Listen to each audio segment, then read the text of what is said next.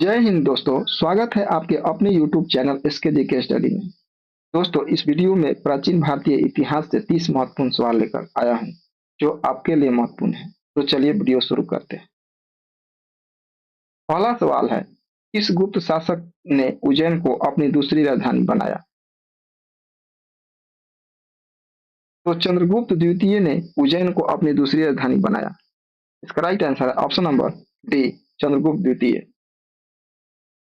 अगला सवाल है, वृष्णि कहाँ के लोगों को कहा जाता था?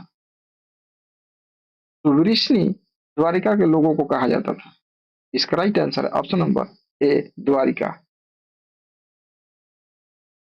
अगला सवाल है, महायान का विकास किसके काल में हुआ? तो महायान का विकास कनिष्क के काल में हुआ था। इसका राइट आंसर है ऑप्शन नंबर ए, कनिष्क। अगला सवाल है, जैन धर्म के प्रथम तीर्थकर कौन थे? तो जैन धर्म के प्रथम तीर्थकर ऋषभ देव थे। इसका राइट आंसर है ऑप्शन नंबर ए, ऋषभ देव। अगला सवाल है, प्रसिद्ध स्थान बोध गया जहां बुद्ध को ज्ञान प्राप्त हुआ था, किस नदी के तट पर स्थित है? तो प्रसिद्ध स्थान बोध गया जहां बुद्ध को ज्ञान की प्राप्ति हुई थी, वो निरंजना नदी के तट पर स्थित है। इसका राइट आंसर है ऑप्शन नंबर सी, निरंजना नदी। अगला सवाल है, कैलाशनाथ मंदिर निम्नलिखित में से किस स्थान पर स्थित है? तो कैलाशनाथ मंदिर कांचीपुरम में स्थित है। इसका राइट आंसर है ऑप्शन नंबर बी, कांचीपुरम। अगला सवाल है, मदुरै किस वंश की राजधानी थी? तो मदुरै पांड्य वंश की राजधानी थी। इसका राइट आंसर है ऑप्शन नंबर ए, पांड्य वंश। अगला सवाल है, भारत का प्रथम साम्राज्य संस्थापक किसे कहा जाता है? तो भारत का प्रथम साम्राज्य संस्थापक महापद्म नंद को कहा जाता है। इसका राइट आंसर है ऑप्शन नंबर ए, महापद्म नंद। अगला सवाल है, सेन वंश की स्थापना किसने की? तो सेन वंश की स्थापना हेमंत सेन ने की थी। इसका राइट आंसर है option number B, Hemant Sen. अगला सवाल है, मगध की राजधानी कहाँ थी? तो मगध की राजधानी राजगृह थी। इसका राइट आंसर है ऑप्शन नंबर सी, राजगृह। अगला सवाल है, भगवान महावीर की शिक्षाओं के संकलन को क्या कहा जाता है? तो भगवान महावीर की शिक्षाओं के संकलन को आगम सूत्र कहा जाता है। इसका राइट आंसर है ऑप्शन नंबर बी, आगम सूत्र। अगला सवाल है, सिंधु घाटी सभ्यता का स्थल सुर्तगोई किस देश में स्थित है? तो सिंधु घाटी सभ्यता का स्थल सुर्तगोई अफगानिस्तान में स्थित है। इसका राइट आंसर है ऑप्शन नंबर बी, अफगानिस्तान। अगला सवाल है, चोल काल का बृहदेश्वर मंदिर कहाँ स्थित है? तो चोल काल का बृहदेश्वर मंदिर तंजावुर में स्थित है। इसका राइट आंसर है ऑप्शन नंबर ए, तंजावुर। अगला सवाल है, उत्तर मेरु अभिलेख किस राजवंश के बारे में जानकारी प्रदान करता है? तो उत्तर मेरु अभिलेख चोल राजवंश के बारे में जानकारी प्रदान करता है। इसका right answer option number B, Chola. अगला सवाल है, सिंधु घाटी सभ्यता के धौलावीरा किस लिए प्रसिद्ध है? तो सिंधु घाटी सभ्यता के धौलावीरा जल संरक्षण के लिए प्रसिद्ध है। इसका राइट आंसर है ऑप्शन नंबर बी, जल संरक्षण। अगला सवाल है, हर्षवर्धन का समकालीन दक्षिण भारतीय शासक कौन था? तो हर्षवर्धन का समकालीन दक्षिण भारतीय शासक पुलकेशिन द्वितीय था। इसका राइट आंसर है ऑप्शन नंबर डी, पुलकेशिन द्वितीय। अगला सवाल है, बुद्ध धम्म और संघ को मिलाकर क्या कहा जाता था? तो बुद्ध धम्म और संघ को मिलाकर त्रिरत्न कहा जाता था। इसका right answer option number A, त्रिरत्न। अगला सवाल है, चंदेल राजा किस मंदिर से संबंधित है? तो चंदेल राजा खजुराहो के मंदिर से संबंधित है। इसका राइट आंसर है ऑप्शन नंबर ए, खजुराहो। अगला सवाल है, शतरंज के समान खेल के साक्ष्य सिंधु घाटी सभ्यता के किस स्थान से मिले हैं? तो शतरंज के समान खेल के साक्ष्य सिंधु सभ्यता के लोथल से मिले हैं। इसका right answer option number B, Lothal. अगला सवाल है, अश्वघोष किसके दरबारी कवि थे? तो अश्वघोष कनिष्क के दरबारी कवि थे। इसका right answer option number C, Kanishka. अगला सवाल है, मुद्रा राक्षस के रचयिता कौन थे? तो मुद्रा राक्षस के रचयिता विशाखा दत्त थे। इसका right answer option number C, Vishakha Datta. अगला सवाल है, पल्लव राजा महेंद्र वर्मन द्वितीय को किसने हराया?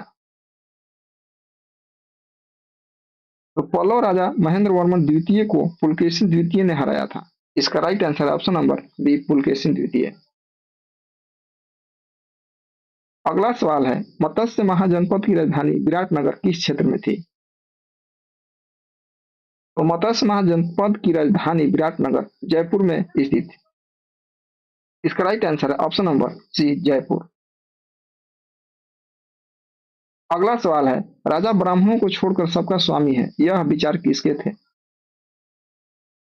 तो राजा ब्राह्मणों को छोड़कर सबका स्वामी है, यह विचार गौतम धर्म सूत्र का था। गौतम धर्म सूत्र के रचयिता गौतम ऋषि थे। इसका राइट आंसर है ऑप्शन नंबर बी, गौतम धर्म सूत्र। अगला सवाल है, रामपाल ने किस विश्वविद्यालय की स्थापना की? तो रामपाल ने जगदल विश्वविद्यालय की स्थापना की। Right answer option number C, Jaggaddala. अगला सवाल है, सोमपुरी विश्वविद्यालय की स्थापना किसने की? तो सोमपुरी विश्वविद्यालय की स्थापना धर्मपाल ने की थी। इसका right answer option number C, Dharmapal. अगला सवाल है, वैदिक भारत में किस नदी को विपाशा कहा जाता था? तो वैदिक भारत में व्यास नदी को विपाशा कहा जाता था। इसका right answer option number C, Vyas नदी। अगला सवाल है, जैन धर्म किसके नेतृत्व में दक्षिण भारत में फैला? तो जैन धर्म भद्रबाहु के नेतृत्व में दक्षिण भारत में फैला। इसका right answer option number B, Bhadrabahu. अगला सवाल है, गौतम बुद्ध किस वंश के थे? तो गौतम बुद्ध शाक्य वंश के थे। राइट आंसर है ऑप्शन नंबर बी, शाक्य वंश। अगला और लास्ट सवाल है, अशोक किस वंश का था? अशोक मौर्य वंश का था। इसका राइट आंसर है ऑप्शन नंबर ए, मौर्य वंश। अगला सवाल है, भारत का राष्ट्रगान पहली बार कब गाया गया था? तो भारत का राष्ट्रगान पहली बार 1911 ईस्वी में कलकत्ता अधिवेशन में गाया गया था। इसका राइट आंसर ऑप्शन नंबर ए, 1911 ईस्वी में कलकत्ता अधिवेशन। अगला सवाल है, स्वदेश बंधव की स्थापना किसने की थी?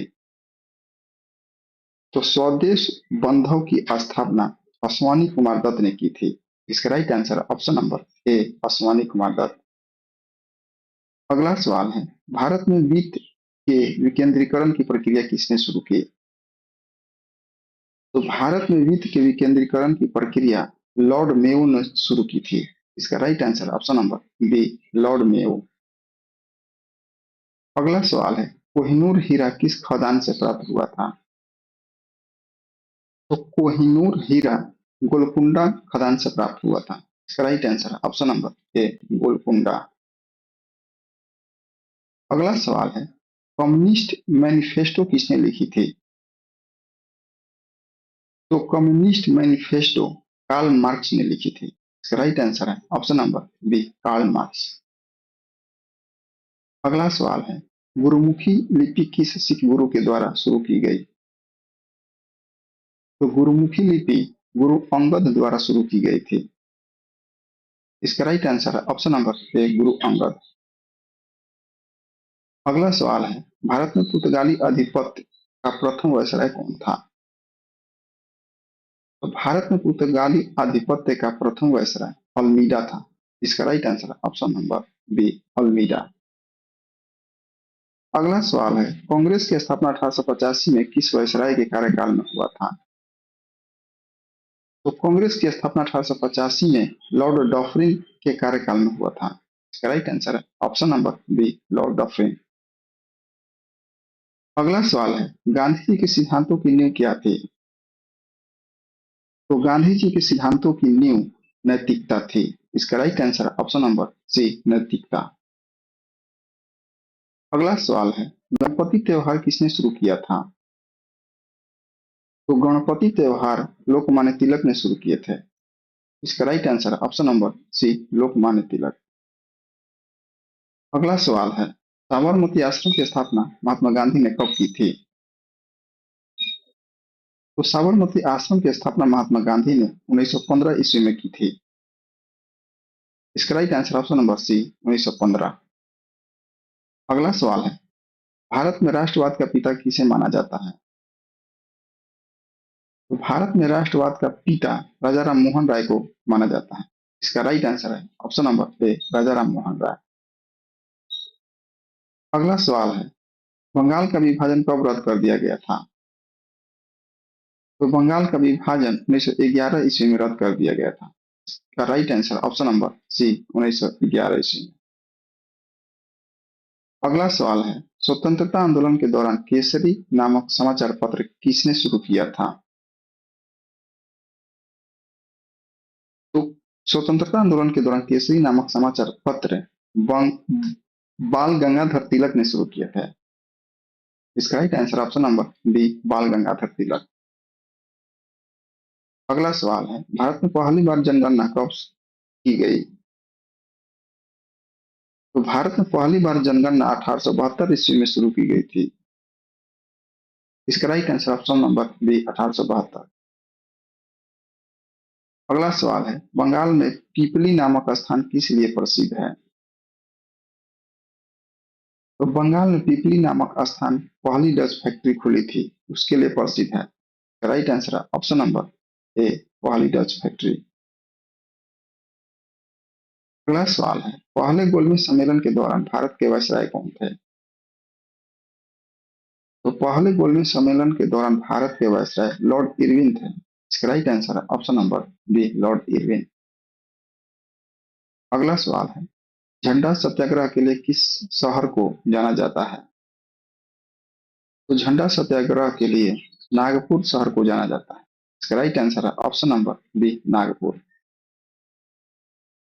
अगला और लास्ट सवाल है, 1857 का महान भारतीय विद्रोह कहाँ से शुरू हुआ? तो 1857 का महान भारतीय विद्रोह मेरठ से शुरू हुआ था। इसका राइट आंसर है ऑप्शन नंबर बी, मेरठ।